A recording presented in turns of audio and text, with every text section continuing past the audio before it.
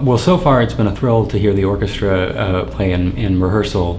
They're sounding amazing, and to see your beautiful hall. So it's been a great experience in the few hours I've been here. And I'm hoping while I'm here to get a chance to see a little bit of the city, maybe experience some of the other musical offerings that you guys have beside classical music.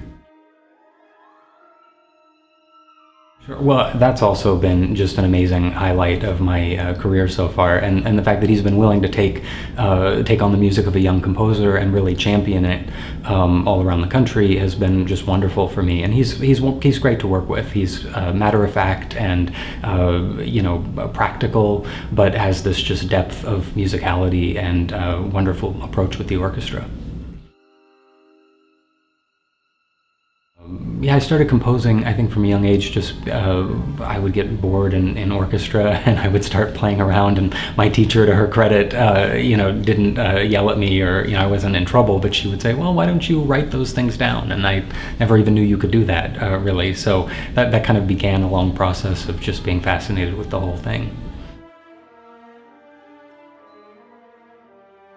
Well, Nocturne was initially inspired by a Joan Miro painting, which like a lot of his paintings are these kind of surreal, very busy canvases with lots of little creatures and designs that seem to be flitting across the canvas. They just look very active.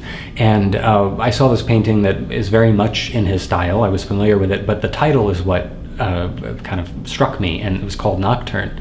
And usually from a musical perspective, a nocturne, we sort of think of Chopin and maybe Field and Fauré and other kind of dreamy, kind of romantic pieces. And this Miro painting was just so different from that kind of opened up my thinking about what are the different meanings of the word nocturne.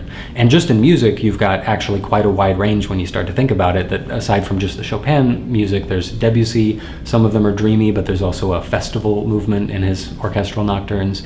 There's the kind of creepy night music of Bartók and George Crumb. So it kind of spans a wide range. And my piece does that. From the beginning, it's dreamy and kind of unfocused and hazy, with hints of Chopin a bit in the opening section. And then the middle section is my attempt to paint the Miro painting with the orchestra. So it's very bright and busy, and then there's a real nod to Chopin toward the end.